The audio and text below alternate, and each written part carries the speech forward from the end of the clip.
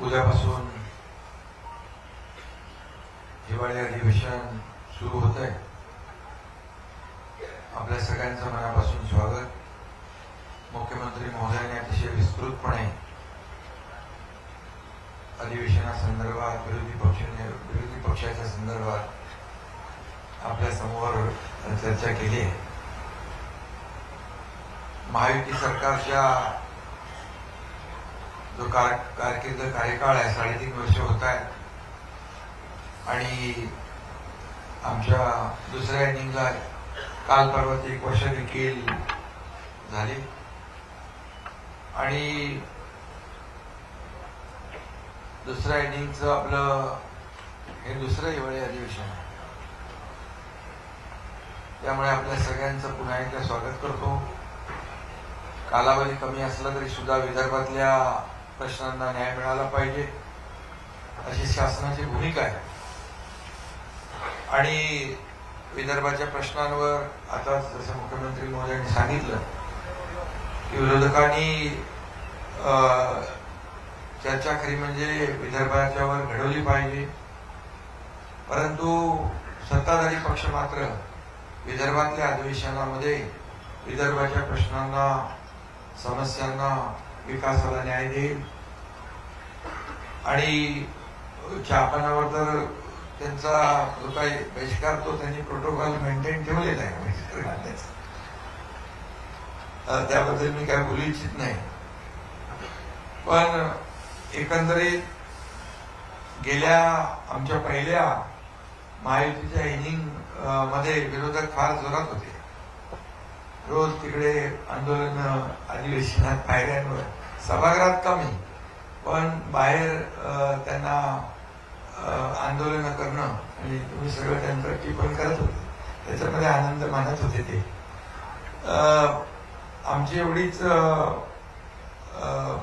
भूमिका आहे की अधिवेशन हे लोकांच्या, जनतेच्या प्रश्नांना न्याय देण्यासाठी, वाचा फोडण्यासाठी आणि सरकारकडून न्याय मिळवून घेण्यासाठी असतं. परंतु विरोधकांना त्याच्यामध्ये काही स्वारस्य राहिलेलं नाही आणि त्यांना फक्त पायऱ्यांवर स्टंट करण्यामध्ये धन्यता ते मानतात. मी एवढंच सांगेन की यावेळचा विरोधी पक्ष अतिशय निष्प्रभ दिसतोय. म्हणजे त्यांची परिस्थिती, जी मी काय कोणाला कमी लेखत नाही, मी कोणावर अशी टीका करत नाही, परंतु अतिशय जी काही अवस्था आहे ती आपण पाहतोय. आणि झालेल्या निवडणुकांमध्ये देखील पत्रकारांनीच विचारलं की महाविकास आघाडीचे कुठे आहे. आपणच फिरत होतो ना सगळीकडे प्रचारामध्ये, पण म्हणजे नेते सगळे आपल्या घरात होते आणि कार्यकर्ते आपले सगळे वाऱ्यावर होते. कार्यकर्त्यांची निवडणूक होती आणि निवडणूक आयोग, कोर्ट याला नेहमी दूषणं देणारे. खरं म्हणजे ही निवडणुकीची मतमोजणी पुढे गेली, त्यामुळे तरी त्यांना धन्यवाद दिले पाहिजे निवडणूक आयोग, कोर्टाला. जर अशी परिस्थिती असती की अधिवेशनामध्ये फार वाईट परिस्थिती झाली असती.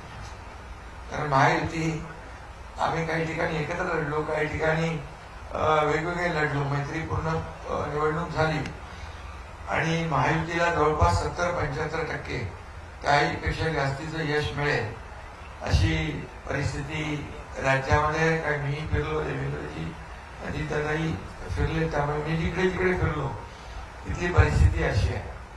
आणि म्हणून विरोधी पक्ष या ठिकाणी या अधिवेशनामध्ये किती विदर्भाचे प्रश्न उपस्थित करतोय माहीत नाही, परंतु आमची सरकारची पूर्णपणे तयारी आहे. यामध्ये शेतकऱ्यांचे प्रश्न असतील, सिंचनाचे प्रश्न असतील, आरोग्य, बेरोजगारी, या सर्व प्रश्नांवर या ठिकाणी त्यांनी चर्चा उपस्थित करावी. सरकार पूर्णपणे त्यांच्या चर्चेला उत्तर देईल. जरी विरोधी पक्ष संख्येने कमी असला तरी सुद्धा आम्ही त्यांना अंडर एस्टिमेट नाही करत आणि त्यांना आम्ही गांभीर्यानेच घेऊ. तसं म्हणजे आम्ही लोकशाहीमध्ये विरोधी पक्षाला देखील त्यांचाही मान सन्मान ठेवणारे आहोत. फक्त एकच आहे की लोकांच्या प्रश्न राहिले बाजूला, विरोधी पक्षनेता द्या, विरोधी पक्षनेता का देत नाही, विरोधी पक्षनेता का. मुख्यमंत्र्यांनी सांगितलं होतं की ते अधिकार अध्यक्ष आणि सभापतींचे आहेत, पण जनतेने त्यांना जे काही नाकारलं, चिडकारलं, विरोधी पक्षनेता बनणे एवढे पण संख्याबळ नाही दिलं. त्यांनी आत्मचिंतन, आत्मपरीक्षण केलं पाहिजे. लोकसभेमध्ये पण गेल्या मागच्या वेळेस विरोधी पक्षनेता संख्याबळ नव्हता म्हणून नाही मिळाला. यावेळेस लोकसभेत विरोधी पक्षनेता मिळाला. त्यामुळे त्यांनी प्रयत्न केला पाहिजे पुढच्या वेळेसाठी की विरोधी पक्षनेते एवढे तरी संख्याबळ कसं मिळता येईल, संख्याबळ मिळवा आणि कमवा आणि विरोधी पक्ष मिळवा. पण तरी सुद्धा हा अधिकार पूर्णपणे अध्यक्षांचा आणि सभापतींचा आहे. आमचा कुठलाही त्याला विरोध नाही आणि आम्ही कुठल्याही परिस्थितीमध्ये या ठिकाणी जे काही लोकशाहीमध्ये जे आपल्याला करायचं आहे किंवा जे काही निर्णय घ्यायचे, लोकशाही मानणारे आम्ही आहोत. आणि त्यामुळेच 2.5 वर्षामध्ये जे महायुतीने काम केलं त्याची फलश्रुती विधानसभेच्या झालेल्या निवडणुकीत आम्ही टीम म्हणून काम केलं, त्याची फलश्रुती पाहिली. कारण अनेक जे काही स्पीड ब्रेकर टाकले होते महाविकास आघाडी, ते आम्ही उकळून टाकले. लोकाभिमुख कल्याणकारी योजना केल्या आणि त्यामुळेच या राज्यामध्ये लँडस्लाईड मॅन्डेट मिळालं. देवेंद्रजी आता मुख्यमंत्री आणि आम्ही ते टीम म्हणून काम करतोय.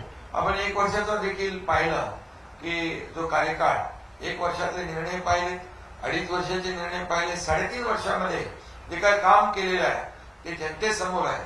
आणि त्यामुळे हा लेखाजोखा जो आहे हा जनतेसमोर आहे. विरोधी पक्षाकडून आम्हाला एवढीच अपेक्षा आहे की लोकांचे प्रश्न मांडा. हे काय विरोधी पक्ष नेत्याच्या खुर्चीसाठी, आमची लढाई खुर्चीसाठी कधीच नव्हती. आमचा अजेंडा खुर्ची नाहीये. आमचा अजेंडा लोकांनी, ज्या लोकांनी आम्हाला खुर्चीत बसवलंय त्या लोकांचे प्रश्न सोडवणे, त्यांना त्या समस्यांचा उलगडा करणे, त्यांना न्याय देणं, हा आमचा अजेंडा आहे.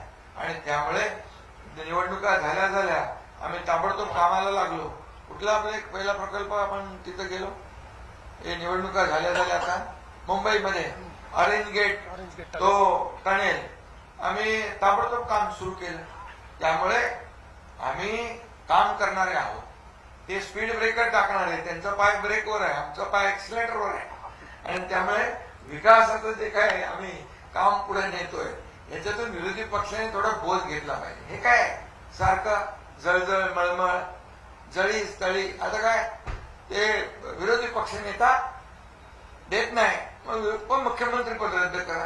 अरे मी मुख्यमंत्री होतो तेव्हाही मला घटनाबाह्य मुख्यमंत्री म्हणायचे, आता उपमुख्यमंत्री आताही घटनाबाह्य. अरे काय लावलंय? इतक्या वर्षाचा अभ्यास तरी करा. इतके वर्ष राज्यामध्ये काय काय कुठली पदं होती आणि कसा कारभार चालला. महाविकास आघाडीमध्ये आणि उपमुख्यमंत्री पद होतं ते काय घटनाबाह्य होतं का? इतक्या वर्षाची जी काय पद आहे ती घटनाबाह्य आहे. थोडा अभ्यास करून कायद्याचा, मागचे रेफरन्स, सगळ्या गोष्टी माहिती घेऊन बोललं पाहिजे. फक्त आपला एकच जळी स्थळी काष्टी पासून एकनाथ शिंदे.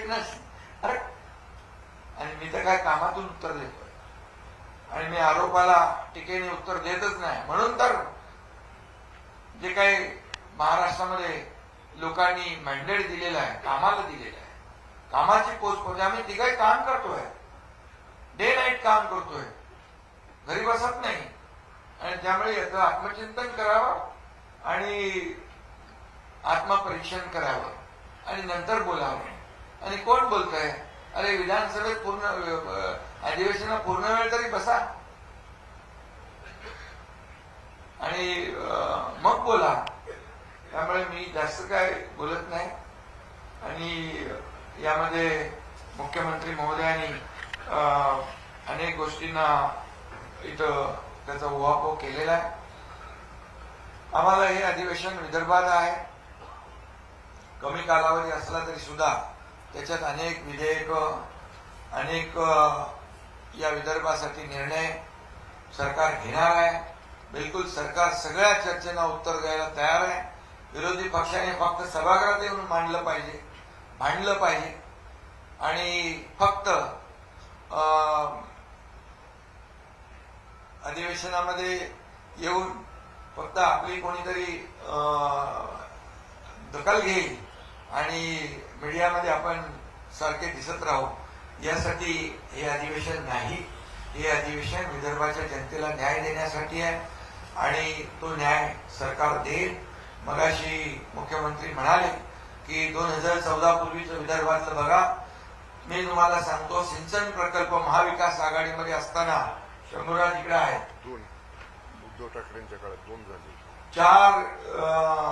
2 का 4 प्रकल्पांना सुधारित प्रशासकीय मान्यता दिली आहे आणि आम्ही असताना जवळपास 185 सुधारित प्रशासकीय मान्यता दिलेली आहे. सिंचन प्रकल्पांना फरक बघा, कामामध्ये फरक बघा. हे तर एक उदाहरण आहे, बाकी इतर विभागाचे निर्णय पण बघा. त्यामुळे मला जास्त काय बोलायचं नाही. काय याच्यामध्ये शासनाचं कर्तव्य असतं लोकांना न्याय देणं, या जनतेच्या अपेक्षा पूर्ण करणं, जनतेच्या समस्या सोडवणं आणि मग सर्वसामान्यांचं सरकार म्हणून आम्ही म्हणतो. विकासाला देखील आम्ही चालना देतोय. आज महाराष्ट्र जीडीपी मध्ये नंबर 1 ला आहे, स्टार्टअप मध्ये नंबर 1 ला आहे, परदेशी गुंतवणुकीत नंबर 1 ला आहे, सगळ्या क्षेत्रात नंबर 1 आहे. आणि म्हणून आज जे काही याला म्हणजे जाऊ द्या, वाहवा सोडून द्या किंवा चांगलं काम करताय हे बोलायचं सोडून द्या, पण टीकाकारी तुमची सकारात्मक असावी. आदरणीय देशाचे प्रधानमंत्री नरेंद्र मोदीजी यांचं जे काय आपलं देशाचं $5 ट्रिलियन इकॉनॉमीचं गोल जो आहे तो महाराष्ट्र, आम्ही त्याच्यात आमचं कॉन्ट्रीब्युशन आहे, तिथं कुठेही आम्ही कमी पडणार नाही. आणि महाराष्ट्र मोठं राज्य आहे, इन्फ्रा प्रोजेक्ट एवढे मोठ्या प्रमाणावर राज्यात सुरू आहे.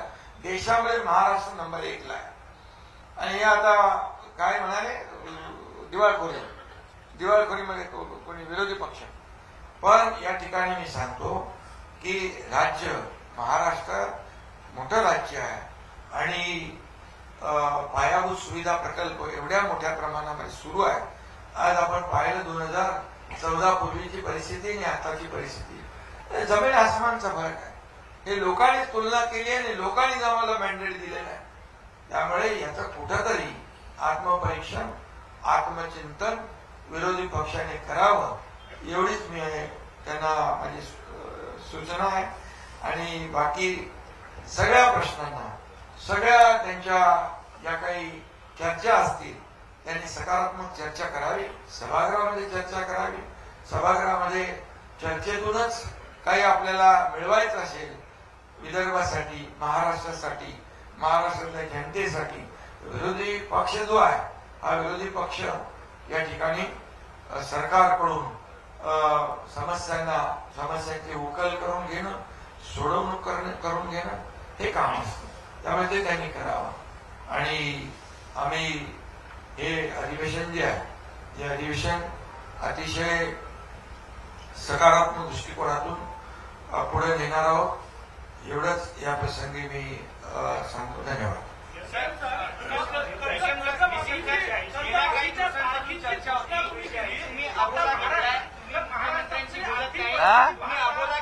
मुख्यमंत्र्यांची बोलत नाही, तर असा काही अबोला आहे का? आणि आता आम्ही काय करतो, रोज एकमेकांना फोन करतो ना, त्याचं तुम्हाला रेकॉर्डिंग पाठवतो. नाहीतर मग रोज फोटो टाकून इंस्टाग्रामवर टाकतो, नाहीतर मग हास्य जत्रेला जाऊया.